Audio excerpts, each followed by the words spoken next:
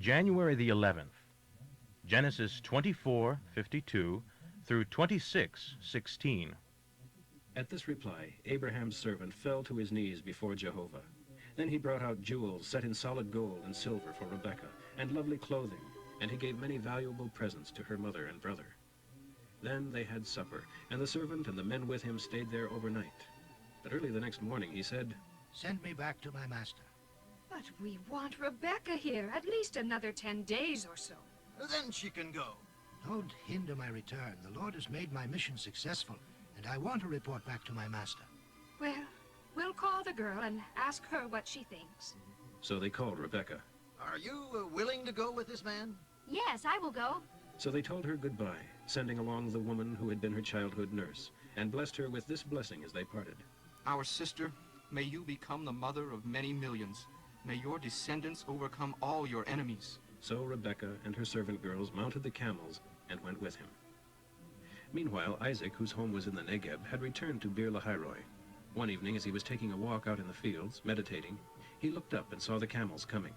Rebekah noticed him and quickly dismounted. Who is that man walking through the fields to meet us? She asked the servant. It is my master's son. So she covered her face with her veil. Then the servant told Isaac the whole story. And Isaac brought Rebekah into his mother's tent, and she became his wife.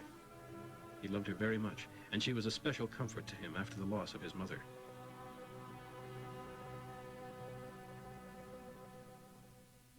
Now Abraham married again. Keturah was his new wife, and she bore him several children: Zimran, Jokshan, Medan, Midian, Ishbak, Shua. Jokshan's two sons were Sheba and Dedan. Dedan's sons were Ashurim, Letushim, and Leumim. Midian's sons were Ephah, Epher, Hanok, Abida, and Eldaah. Abraham deeded everything he owned to Isaac.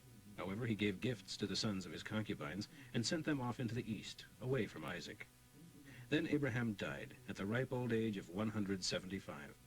And his sons Isaac and Ishmael buried him in the cave of Machpelah near Mamre, in the field Abraham had purchased from Ephron, the son of Zohar the Hethite, where Sarah, Abraham's wife, was buried. After Abraham's death, God poured out rich blessings upon Isaac. Isaac had now moved south to Beer Lahairoi in the Negeb. Here is a list, in the order of their births, of the descendants of Ishmael, who was the son of Abraham and Hagar the Egyptian, Sarah's slave girl.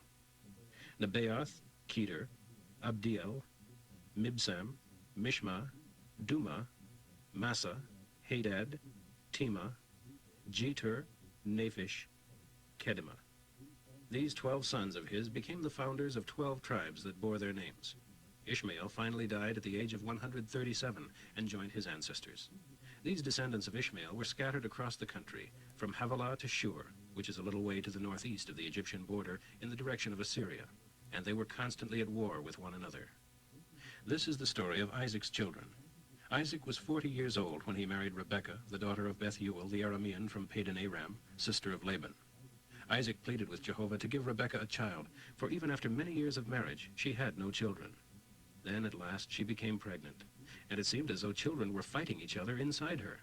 I can't endure this, She exclaimed, so she asked the Lord about it. And he told her, "The sons in your womb shall become two rival nations. One will be stronger than the other, and the older shall be a servant of the younger." And sure enough, she had twins. The first was born so covered with reddish hair that one would think he was wearing a fur coat, so they called him Esau. Then the other twin was born with his hand on Esau's heel, so they called him Jacob, meaning grabber. Isaac was 60 years old when the twins were born.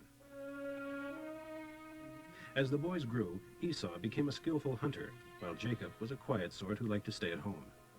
Isaac's favorite was Esau because of the venison he brought home, and Rebekah's favorite was Jacob. One day Jacob was cooking stew when Esau arrived home exhausted from the hunt. Boy, am I starved. Give me a bite of that red stuff there. From this came his nickname, Edom, which means red stuff. All right, trade me your birthright for it. When a man is dying of starvation, what good is his birthright? Well then, vow to God that it is mine. And Esau vowed, thereby selling all his eldest son rights to his younger brother. Then Jacob gave Esau bread, peas, and stew.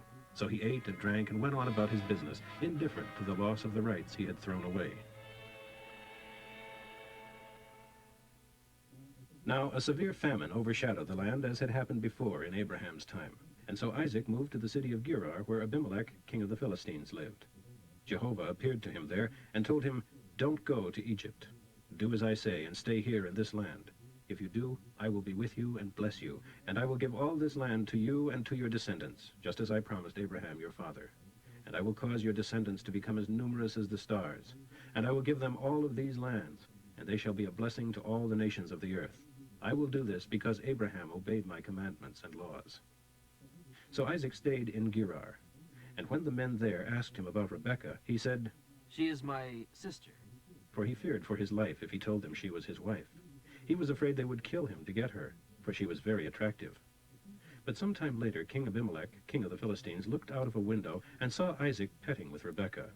Abimelech called for Isaac and exclaimed, "She is your wife. Why did you say she is your sister?"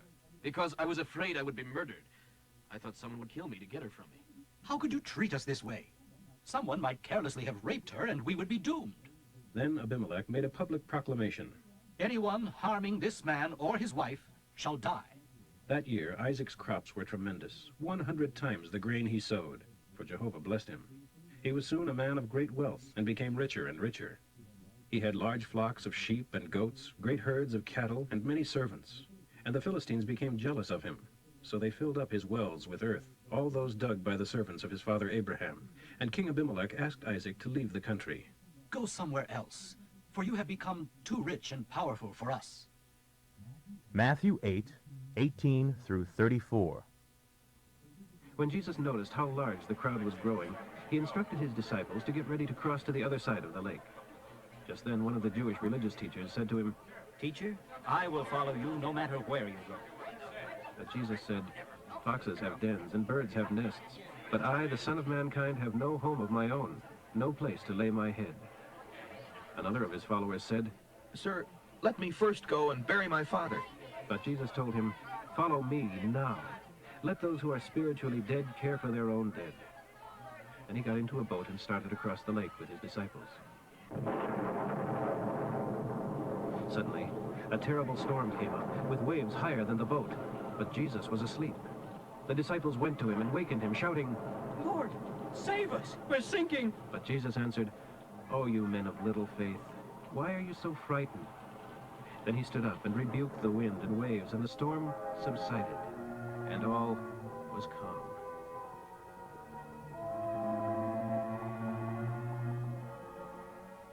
The disciples just sat there, awed. Who is this, that even the winds and the sea obey him? When they arrived on the other side of the lake, in the country of the Gadarenes, 2 men with demons in them met him. They lived in a cemetery and were so dangerous that no one could go through that area. They began screaming at him. "What do you want with us, O Son of God? You have no right to torment us yet." A herd of pigs was feeding in the distance. So the demons begged, "If you cast us out, send us into that herd of pigs." "All right," Jesus told them, "be gone." And they came out of the men and entered the pigs, and the whole herd rushed over a cliff and drowned in the water below. The herdsmen fled to the nearest city with the story of what had happened. And the entire population came rushing out to see Jesus and begged him to go away and leave them alone. Psalm 10:1 through 15. Lord, why are you standing aloof and far away? Why do you hide when I need you the most? Come and deal with all these proud and wicked men who viciously persecute the poor. Pour upon these men the evil they planned for others. For these men brag of all their evil lusts. They revile God and congratulate those the Lord abhors, whose only goal in life is money. These wicked men, so proud and haughty, seem to think that God is dead. They wouldn't think of looking for him. Yet there is success in everything they do, and their enemies fall before them. They do not see your punishment awaiting them. They boast that neither God nor man can ever keep them down. Somehow they'll find a way. Their mouths are full of profanity and lies and fraud. They are always boasting of their evil plans. They lurk in dark alleys of the city and murder passers-by. Like lions, they crouch, silently waiting to pounce upon the poor. Like hunters, they catch their victims in their traps. The unfortunate are overwhelmed by their superior strength and fall beneath their blows. God isn't watching, they say to themselves. He'll never know. O Lord, arise. O God, crush them. Don't forget the poor or anyone else in need.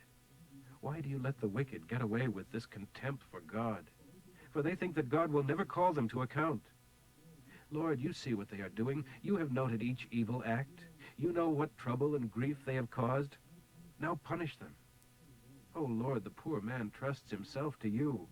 You are known as the helper of the helpless. Break the arms of these wicked men. Go after them until the last of them is destroyed. Proverbs for today, 3, 7 through 8. Don't be conceited, sure of your own wisdom.